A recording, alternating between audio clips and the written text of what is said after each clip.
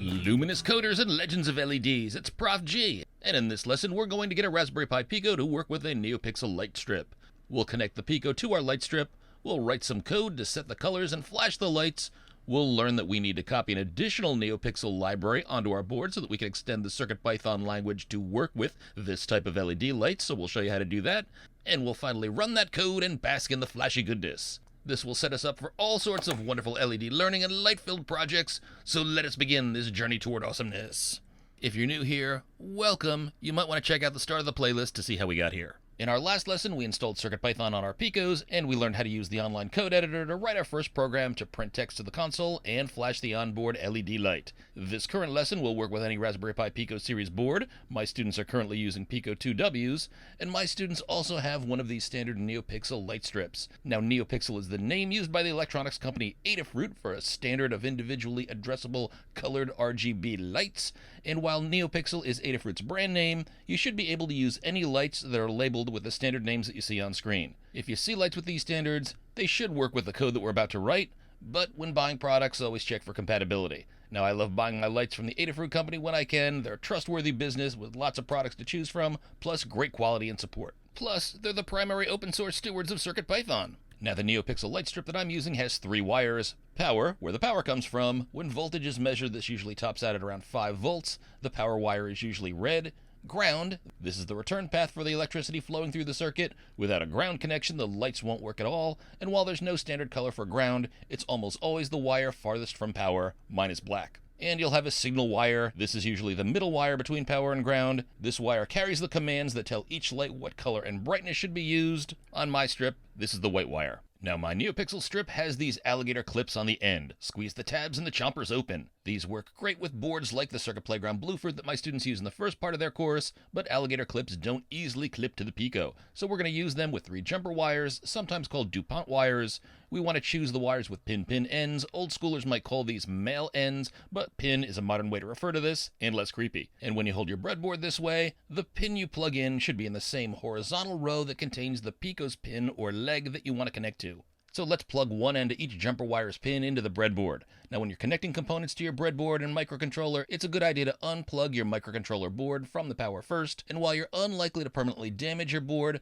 plugging in wires while it's powered on can sometimes cause it to reset unexpectedly. In rare cases, this can corrupt the CircuitPython drive, which means your code, libraries, or other files might be deleted, and you might need to reinstall them. So to be safe, disconnect from power, plug in all of your electronics, then reconnect to power. Now, if you're not using a nifty Monk Mix board like I'm showing here, there's a great guide that you can find online at pico.pinout.xyz. This labels the locations of all the pins on the Pico. These are going to be standard regardless of the type of Pico series board that you're using, and this is the USB port on the board, so you can just count over to find the pin that you want to use. But my students use these groovy Monk Make breadboards that have the Pico pin labels on them. That makes life much easier.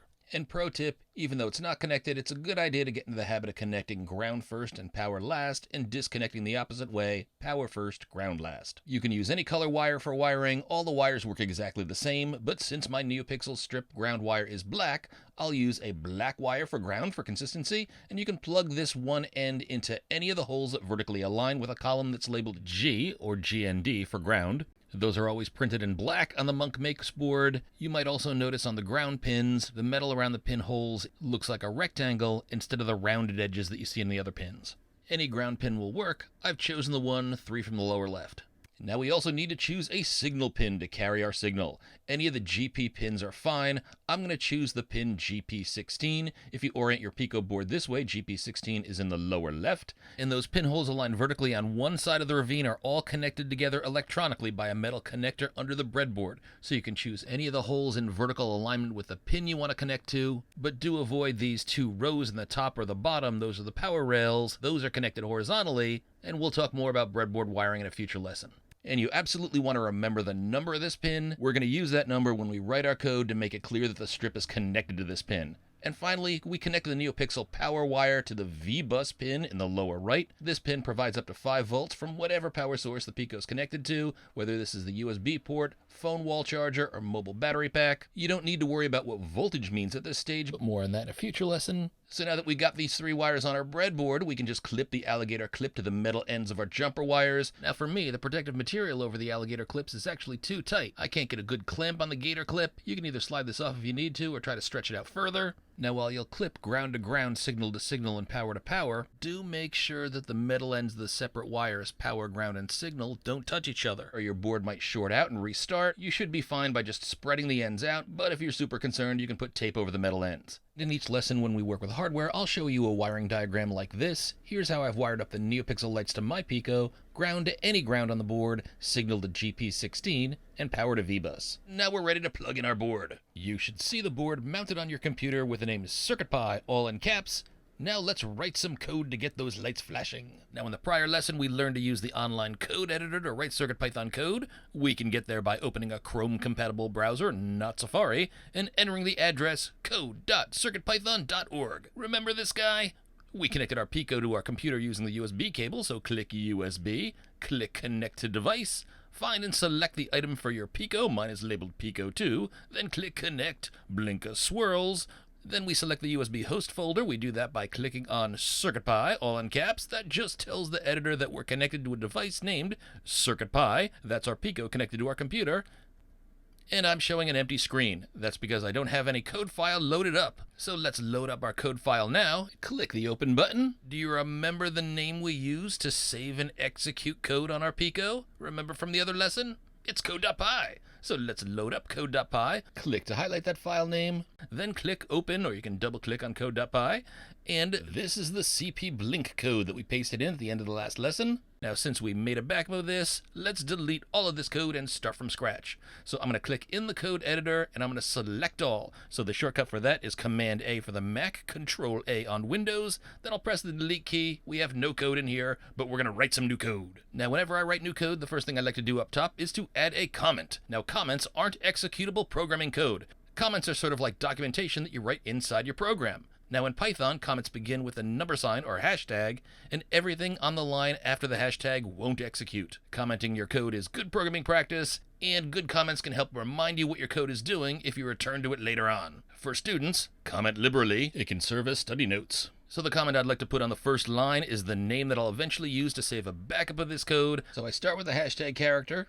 I'm going to call this rgb-pico.py. Now the RGB stands for red, green, and blue, and those are the colors we'll use to light up our strip. Next we're going to tell our program that we want to go beyond the basic version of the Python programming language that we added in our prior lesson, and we want to import libraries that let us do additional extra things. I like to think of the import statement that we're about to enter as adding vocabulary to a programming language. So our program is going to do 3 things that basic Python doesn't do. We're going to work with our microcontroller board, specifically the Raspberry Pi Pico, but CircuitPython can work with hundreds of different boards and it will know automatically which board we've got, so we just say board. We're also going to use time to create a delay in our code. This will let our code wait a little bit before moving on.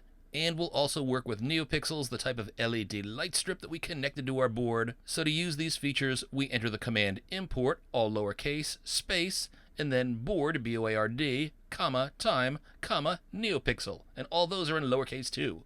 Next, I'm going to write another comment with a hashtag, and I'll write what I'm going to do in the line below this, which is set up our NeoPixel strip and name it strip. So before we can do anything with our LED strip, we need to create a computer representation of the NeoPixel strip so that our program will know where it is and what we can do. So we're going to do this by giving the strip a name. We're going to tell the code which pin we wired our strip to, and how many LED lights are on the strip, plus we'll also set up an initial brightness for the strip.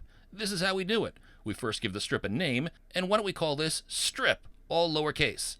Then we'll set this equal to, and to set up the strip, we're going to use a blueprint to create the computer representation of a NeoPixel strip, and it's got the information our code needs to work with. Now this blueprint in Python is called a class, and the class we want to use is part of the NeoPixel library that we imported up here. Remember when we said import NeoPixel? So to get inside that library, I'm going to start typing the name of the library, which is NeoPixel, N-E-O, all in lowercase. And hey, look at this. We see some code completion pop up. It knows about the NeoPixel library since I imported it, so I can press return and have the editor write that entire word for me. But don't press a space yet. By saying NeoPixel like this, the name of the NeoPixel library, we're saying go into that library, and now we want to find the blueprint for creating a computer representation of a NeoPixel light object. Now programming languages refer to these blueprints as classes, C-L-A-S-S, class, and the specific class we want to use is also called NeoPixel, but it's spelled with a capital N and capital P. So after that period, let's write NeoPixel with capital N, capital P. We've now gone into the NeoPixel library and found the NeoPixel class, and now we need to pass some inputs into this blueprint so the blueprint knows how to create the object we need. Now to pass in these inputs, and these inputs are sometimes called parameters, we'll pass them in between parentheses. So I'll type an open parenthesis, the editor automatically types a close parenthesis to the right of my cursor, thanks editor, and the first thing we want to do is to specify the location where we wired up the signal pin for our light strip. Do you remember where we did that? That was pin GP16. So to tell the blueprint that we have NeoPixel lights wired to GP16, we write board all in lowercase. We say look at the board, then dot, no space, and then to get to pin GP16 on the Pico, we say capital G, capital P, followed by 16, again, no space. You can't just say 16 here, you've got to say board dot, capital G, capital P, 16. Different boards might use different letters other than GP, but the Pico uses GP, that just stands for general purpose pin. Next, we've got more parameters to enter, so we'll say comma, you can add a space if you want, but you don't need to, and then we'll type the number of lights that are on our NeoPixel strip. For us, that's 30. If you happen to have a strip that has a different number of lights, make sure you enter the right number of lights here. Now this next bit is optional, but I'll put in a comma, and we're going to set the brightness level of the strip. I'm going to write the word brightness, all lowercase, equals 0.5. That sets the brightness at 50% of the full amount. 1.0 would be 100%, but 50% is fine. These lights are pretty bright. So that's it for the setup of our strip. We imported board, time, and NeoPixel to expand what we could do with our code. Then we created a computer representation of our NeoPixel strip. We named it strip, and we set this equal to something in the NeoPixel library, so we mentioned the library's name, dot, and this was a class or blueprint called capital N, capital P, NeoPixel. I like to think of those parentheses following the class name as going to the factory to build something based on the blueprint, our class, using the inputs between the parens.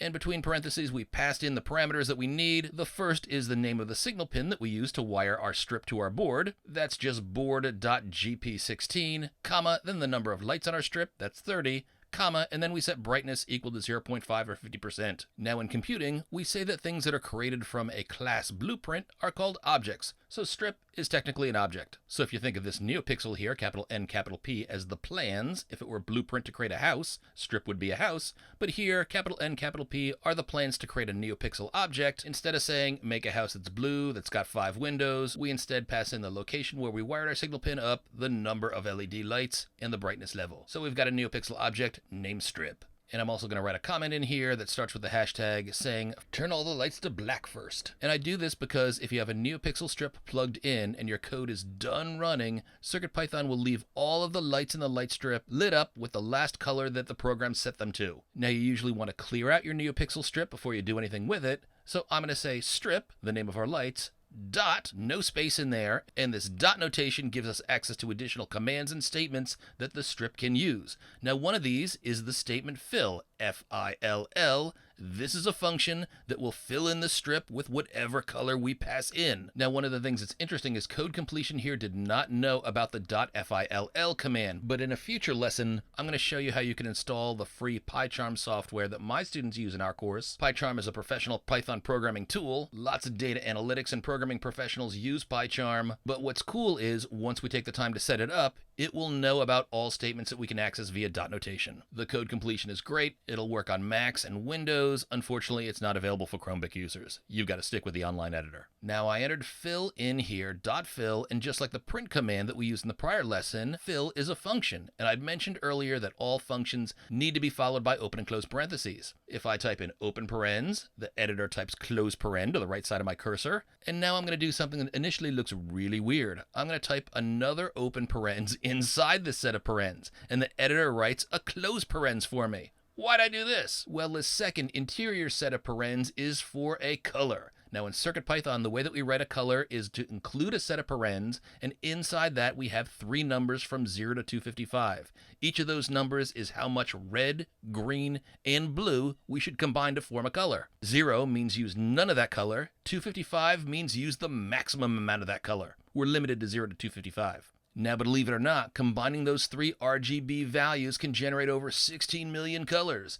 0 to 255 means we've got 256 options, so 256 times 256 times 256 gives us 16,777,216. That's a lot. Now, the colors don't look perfect, but they're not bad, and we'll have a lot of variety to work with. So to fill with the color black, we're going to say between this second set of parens, 0, 0, 0. No red, no green, no blue. That means an absence of color. In our case, this also means an absence of light. We got nothing. We turn the lights off. And after this, I'll add the comment that says parens, RGB values for a color, each between 0 and 255. Now, we're not here for no light, we want colorful light. So let's first light things up with a maximum red. And I bet you can figure out how to do that. We just say strip, the name of our NeoPixel object, dot, fill, that fill function, open parens for the function's parens, open parens for the color's parens, and then inside this, we'll say full red. What do you think we'd enter here for full red? If you guessed 255, smarty, you're right. Congratulations. And if we only want red, we can follow this up with comma, 0, no green, comma, 0, no blue. So we've just written a line to turn our lights completely red. This one is for the color black.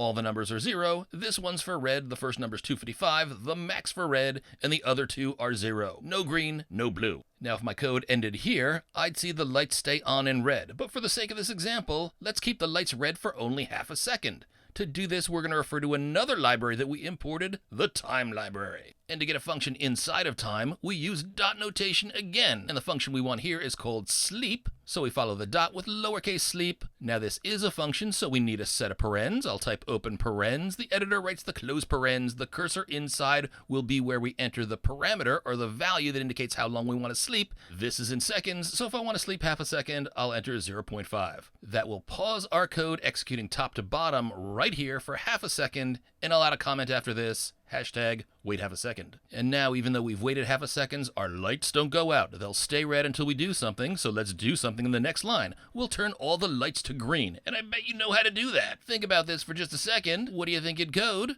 Strip, dot, fill, open parens for the function, open parens for the color, and inside we want 0 red, comma, but if we want all green, 255, comma, no blue, we'll put a 0 in there, and I'll add a comment saying hashtag turn all lights green. Now let's also wait half a second here before moving on. You know how to do that. Same line as we wrote before, time.sleep, and between parens, we pass in 0.5. That's also wait half a second. Then if we want to end by turning the lights blue, what do you think we do? Did you guess? Strip.fill, and between parens, add another set of parens for the color, 0, 0, 255. No red, no green, but full on blue. If you knew that, you're a code monster. That's exactly what you needed to do. And one more pro tip, I like to include a print statement somewhere in my code to indicate that my code is running. If I don't have any error in my code, I should see the statement show up in my console. And if the statement showed up, no error, but my lights weren't showing up, this probably indicates that I've got a problem either with my lights or in wiring up my lights. So just above where I strip.fill in red, I'm going to put in a print statement in between parens. Remember how you write strings. That's the double quote that we learned about in the previous lesson. And we'll type some text in here. RGB-Pico is running. And now we're going to try to run, but we'll be thwarted. We'll see that we're not quite ready. We're going to get an error, very common error, and I want you to see this, since you'll almost certainly see this happen at some other time in your coding career. Now, if this is the first update that we're saving in this coding session, remember how we run our code. We just click this purple button in the upper right-hand corner that says Save and Run. Blink of the Python swirls, and we'll see the console pane open on the right, and we see our code runs twice, which we learned in a prior lesson is common when we set things up for the first time. The double run is not a problem, but ho-ho, we see an error in here. Actually, the error occurs twice each time we ran this, and that is a problem. It says, file, code.py, line 2, import error, no module named NeoPixel. Now here's what's going on. We imported board and time, but these are built into the basic CircuitPython that we set up in our prior lesson. So even though we added the import statements up here, our board has the libraries for board and time. But NeoPixel is different. The base version of CircuitPython does not have NeoPixel built in. So we have to add this NeoPixel library to our board's lib folder to use it. And just to show you, if I explore my CircuitPy volume and go into the lib folder on my board, I see I got nothing inside this folder. Now once we add the NeoPixel library to our board's lib folder, we'll never get this error again since our board will have the library. Now remember, libraries are sometimes called modules. The names are used interchangeably. Modules mentioned in this error, it's a library error.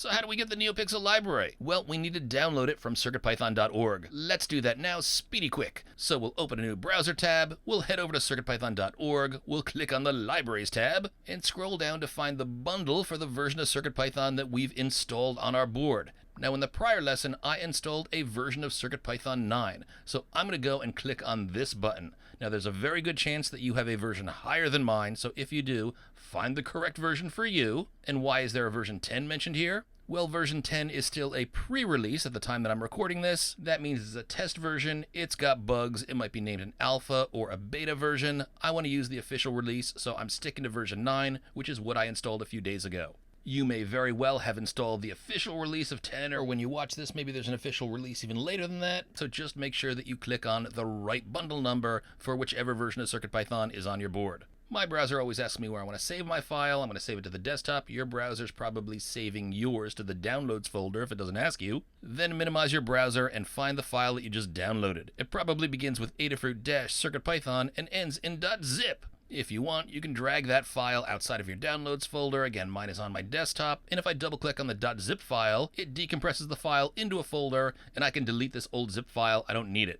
Now, if we take a look inside this folder, we can see that there's a folder named Examples. This contains hundreds of sample code files that show you how you can use the different CircuitPython libraries. Now, you often have to make some minor changes before using some of these example files. We'll cover that in a future lesson. You can explore the examples on your own later if you want, but for now, I'm going to get out of the Examples folder, and instead, I'm going to click on this LIB folder. Now, LIB on our CircuitPy board has nothing in it, but this one here that we downloaded has hundreds of libraries for extending the capabilities of CircuitPython. In fact, there are so many libraries that we can't fit them all on one board. But we want the library called NeoPixel. We got an error because we didn't have that in our lib folder. Remember here, the code generated import error, no module named NeoPixel. Module means library. And it occurred over here in line 2 when we tried to import NeoPixel. So if you ever see an import error like this, take a look at the line. It probably indicates that you're importing a library that doesn't exist in your LIB folder. So let's head back to this massive LIB folder that we just downloaded, and let's find the NeoPixel library that we need. Now you could scroll to find it, but pro tip, if I click anywhere in the folder and then just type the word NeoPixel, my cursor will jump to the spot where NeoPixel is in this list. But, very important, there are 2 libraries that start with NeoPixel. The first one that was selected here is NeoPixel_SPI, and we don't want that. That's a different library. The one we want is the one that's just named NeoPixel, and it ends in .mpy, which is the standard extension for these libraries. So I'm going to click on NeoPixel.mpy and drag it into my LIB folder on my CircuitPy drive. Make sure that you're putting it into your CircuitPy drive and not back into the folder that's on your computer. And you can double click inside of that lib folder to make sure that it's in here. It should be the only module we've got.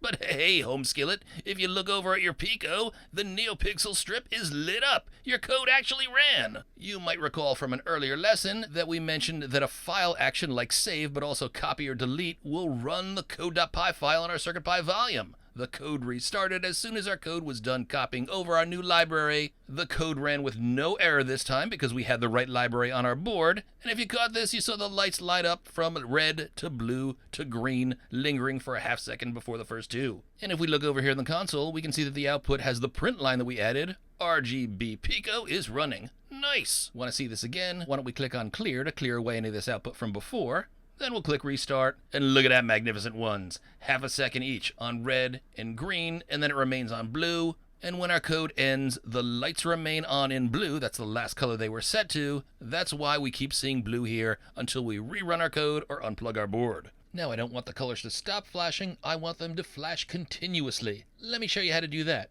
Now, we'll cover this more in a future lesson, but we'll enclose the code that flashes the lights in what we call an infinite loop. So just above where we set our strip to red, we'll enter while, all lowercase, true with a capital T, followed by a colon. That's the 2 dots, not the semicolon, very important. And this statement performs whatever code lines were indented below it, over and over again, until the board is unplugged or the code is manually interrupted. Technically, the statement says perform whatever is indented while a condition is true, and since our condition is the word true, true is always true, and the indented code will run forever. Now this code down here isn't indented yet, but that's easy enough to fix. I'll just highlight all of these lines below the while true, and then I'll type the tab key, and all those lines are now indented, so they're now going to repeat forever and ever inside this infinite while true loop. And there's one more thing we want to do. Right now the code lights up red, waits half a second, lights up green, waits half a second, and then lights up blue.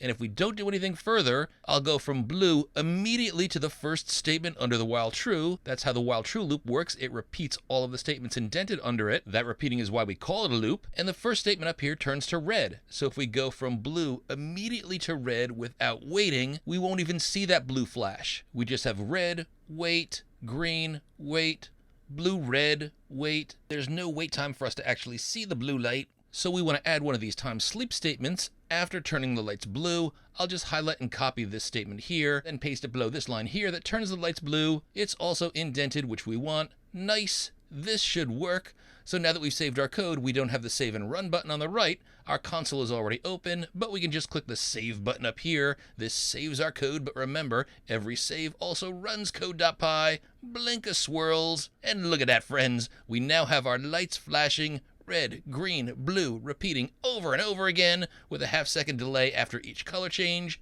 Nice. So we've got our NeoPixel strip flashing colors. Feel free to look up different colors and experiment with this code if you'd like. But before we do that, why don't we save this to our CircuitPython school folder under the name rgb-pico.py that we added as the first line in our comment up top. So I'm going to copy this name, then click on the Save As button. And now, very important, we've got to click on the file that we want to back up. If you don't do that first, your code might hang and you'll have to restart your browser and reload your code. So first, let's click the file that's on our CircuitPy board that we want to download. That's code.py. And with this file selected, let's click on the download button. That's the one with the downward pointing arrow. We'll get this file navigation dialog box up here, and I want to save this to my CircuitPython school folder, which I have on my desktop, and I'm going to change the name from code to rgb-pico.py. Click save. We've got a backup. You can click the X to get out of the Save As dialog box, so feel free to fool around with this code. You can add and modify different colors if you'd like. You can look up different colors online. You can change up the time sleep value to make the colors flash faster or slower. Make sure you understand how all this code works. And we had a lot of big learning, folks. We covered how to wire up a NeoPixel strip to our breadboard. We talked about breadboard wiring and how to wire things up while avoiding a short that might reset our board or wipe out our board's files. We then wrote code where we learned about the import statement. We learned how to use a library to access the NeoPixel class, which acts like a blueprint, and we use this to pass in the name of the Pico pin that we connected our NeoPixel signal wire to, the number of LEDs on the strip, and we set the brightness to 50. We learned how colors are stored as three values, 0 to 255, in between parentheses, separated by commas, and that these numbers represent the intensity of red, green, and blue, and by mixing those three colors, we can create over 16 million different colors. Then we wrote code to set our NeoPixel strip to black or no lights, then red, green, and blue, and we learned how to pause our code using the time library's sleep function. We also saw that we got an import error if we were missing a library that we had imported. For us, that was the NeoPixel library, but we learned how to download the bundle from the CircuitPython Libraries tab. We saw that there were hundreds of sample code files in the examples folder, but even more important, hundreds of libraries in the lib folder. We found the NeoPixel library that we needed, copied it over to the board's lib file, then the code reran and flashed.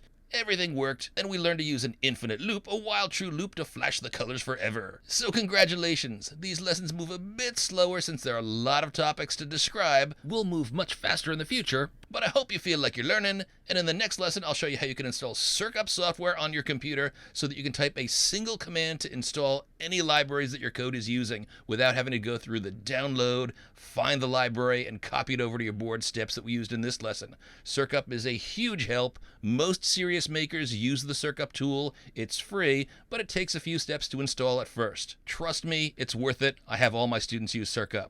And I follow this lesson with another lesson on how you can download, install, and configure the free PyCharm CE software that I think is the best code editor out there for Python and CircuitPython use. Now this also takes some work to set up, but hang in there and trust me, it's going to be worth the effort. It'll help you code with lots of useful code completion, and it does a much better job of pointing out some of the common errors that can frustrate new coders. If you enjoy this, let me know in the comments. Buckle up for more big learning, and continue to hack.